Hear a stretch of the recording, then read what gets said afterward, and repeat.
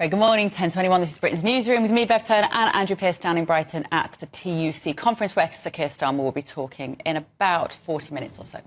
But in the studio with me now, GB News' senior political commentator Nigel Nelson and political commentator Piers Pottinger. Morning, gentlemen. Right, let's talk about this. PM is apparently at the moment, Nigel, defiant on the fact that he's going to keep the winter fuel cut for pensioners. Do you think he had any idea how badly this was going to go? I do wonder, because I mean it's the same sort of thing when the Lib Dems went back on their promise to get rid of tuition fees. They didn't recover. I mean, in 2015, they were almost wiped out. And if you talk to young people, they felt really betrayed by that. The danger of this is the same thing will happen. I mean, what I think should happen is that Rachel Reeves should keep it, but put it into the roll it into the pension, which means it can be taxed. So she'll still get money back, but wealthier pensioners will pay, because wealthier pensioners will pay tax on it. But that seems so obvious. So there must have been a political... She's not stupid. She must have known that. So there must have been a political reason why they implemented this policy in the first place. Right. Well, the problem with the way I was suggesting is you don't get that money instantly. So what she needs to explain is she needed 1.4 billion before the end of the year. Very few ways of getting that in one big lump. Easiest thing is to cancel the winter fuel allowance, so she'll get that money this year and, of course, successive years. Is it that, Piers? Or is it that it just disregards traditional Conservative voters about whom they're not that bothered? Well, first of all, once you give someone something like that kind of allowance, it's very hard to take it back. Of course, it's absolutely insane they're doing this because they've made a mistake. They know they've made a mistake, but they can't be seen to doing a U-turn and giving in to the public view. It's a sign of weakness. And Starmer's interview the other day on television, where he was reveling in saying we're making unpopular decisions with a big smile, he says as if he's really enjoying it. And that's the worrying thing about the authoritarian side of this man coming through. No, this is not necessary. I think the vote is going to be, I mean, it's irrelevant because they've got such a big majority, they're going to win.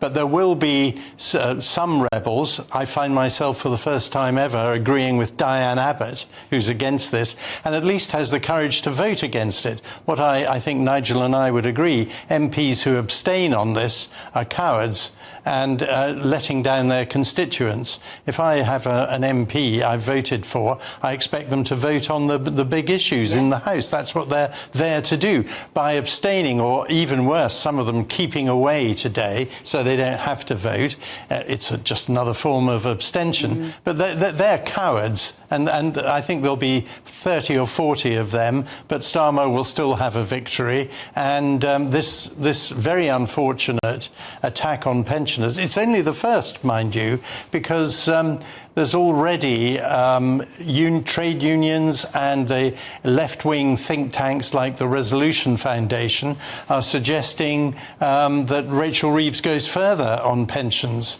and is talking about instigating national insurance being paid on pension contributions, which is an absolutely absurd idea. Yeah, well, what would be sensible is to have national insurance paid for those who are working. I mean, the trouble with our whole system of giving money to older people is it's based on the past. It's based on an age when people didn't live as long as they do now. We're looking at sort of a life expectancy 20 years more than, say, it was in the 1950s.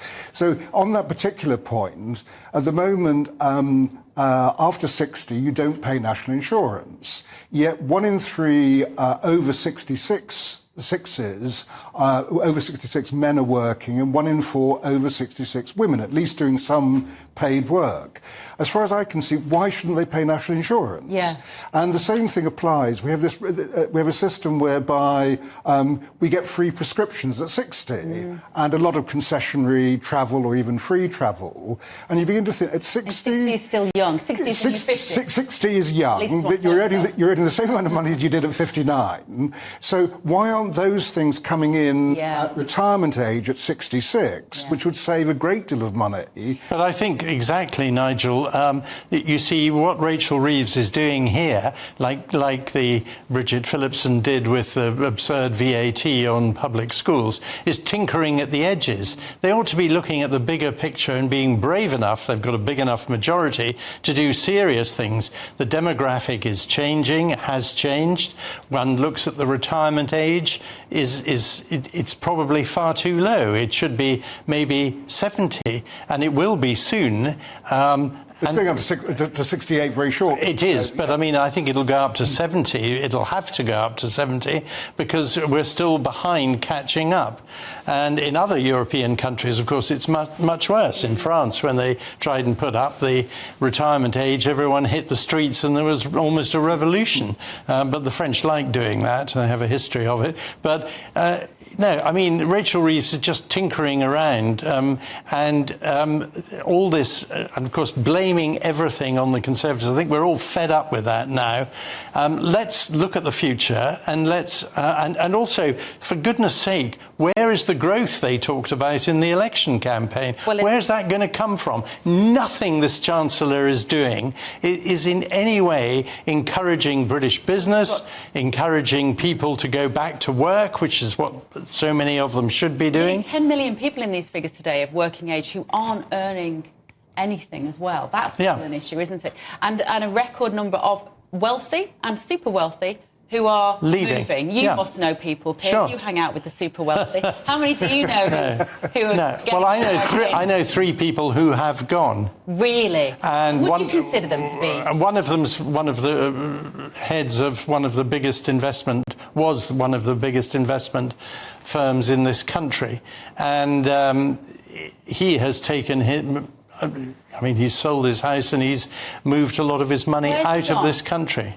Where has he gone, if you don't mind me asking? Believe it or not, France. Really? Partly because he can afford it. Because people are moving to Italy as well, I hear. A lot of the tax breaks there. I don't think an awful lot of people are moving. I mean, I'm sure there are the occasional Well, there don't need to be too many, because these are the very wealthy. And again, what socialists don't understand is if you have no wealth at the top, it is actually a bad thing. Yeah. Because socialists are against wealth of any kind. They trade on poverty. They need more poor people so they can count on their votes. In the last 30 years, to a point. I mean, at the moment, the bottom 50% of income earners own 5% of the country's wealth. The top 1% own nearly a quarter of it. Now, that can't be right. That's precisely why you're saying we need that 1%. But if we lose it, you lose a huge amount. But the real point is... disagree on basically what Tory policy is, that the idea is both a socialist or a Conservative would believe in wealth creation. The difference is that the Conservatives believe in looking after the wealth creators, and what they do is... hoping it trickles down. And hoping it trickles down in the form of jobs. But what they do is keep the money for themselves, and that's the bit I object to. No, but what the socialists do is take all the money we've saved. and that's what they're doing now. Off you afterwards. That's true. I think there's genuine fear amongst those who have Absolutely. worked hard and put themselves under pressure and their families under pressure and mortgaged and remortgaged and built businesses. Those are the people that are fleeing the country, Nigel. And if much as you've tempted to get, to get the smallest violin out for these people, it does mean that we will have a different sort of landscape of financial capacity, because all of those very rich will also spend their money in this country. Yeah, I mean, some of them. I understand some of them will leave, just as some people on the tax on private schools will take their children out, but not many. So the estimate is there's 26,000 non-dom. Well, there's 26,000 non-doms in the country, for instance. Under the new rules, they'll be paying more tax. The prediction is 100 will leave. So although you may well know, we haven't had the budget yet. And I'm sure it'll be punitive, because that's what this government is already showing that it is. It's punitive. It's taking stuff away from everyone, creating more poverty. There is no sign of them encouraging any kind of growth. At the moment. I think Andrew was right, that it was a strangely muted response from the delegates at the TUC conference. They applauded quite enthusiastically about repealing the Trade Union Act and anti-trade union laws and getting rid of minimum service levels. But that was about the only point where they got really excited. The rest of it, I think, as you've just been saying, it was a bit of a downbeat speech. And there is a point where you can't keep blaming the Tories for what's happened. You've got to say what you're going to do. I think that point comes after the budget, because that's going to be pretty depressing too. Yeah. Piers, let me come to you. There's something about his sort of rather paternal tone which can verge on the patronising a little bit, sort of infantilising your audience a bit, but he does sometimes sound, it's very sort of fatherly. I will look after you, but you have to trust me with some tough love. Yeah, well, I certainly don't trust him. And, I mean, he kept saying that the Labour Party had changed. Yep, it's just gone back to its old shape. I mean, repealing the Trade Union Act is a disgraceful thing to do. It just puts his paymasters... Let's not forget, he was talking to his paymasters there, and he's just playing to their tune. He's also going to penalise working people, this great phrase he keeps using. But working people have savings, they have investments, some of them have a car, some of them have a home, and on every area they're going to be penalised by this government. And at one point he talked about redistributing from prosperous parts of the country. What does that mean? Taking money away from something that's doing well, which means it'll stop doing well, and moving it somewhere else. That's just crazy. Well, he also talked about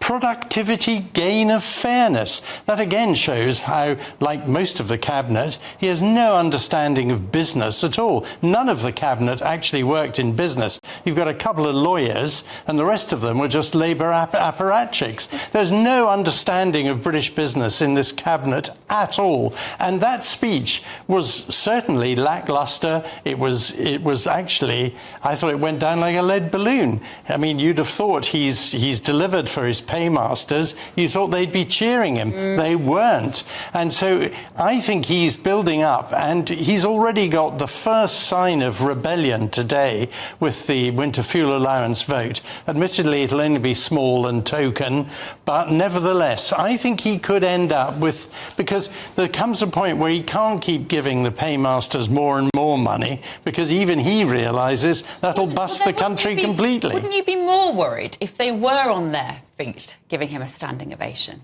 No, I would have expected it. I must say, I would have expected it to be much more celebratory than it was. But isn't that a good thing? Given the powers that the unions have. But I would have thought he must be slightly worried by this. And the other point is that most of his speech, of course, was simply an attack again on the Conservatives in the past. There must come a point where he says, OK, enough is enough. Let's talk about the future. And let's give some people in this country some hope of some prosperity and growth that he keeps talking about with there's no way we're going to get the growth at the moment, because he isn't doing anything to create growth. In fact, it's the reverse. OK, well, I'm sure it's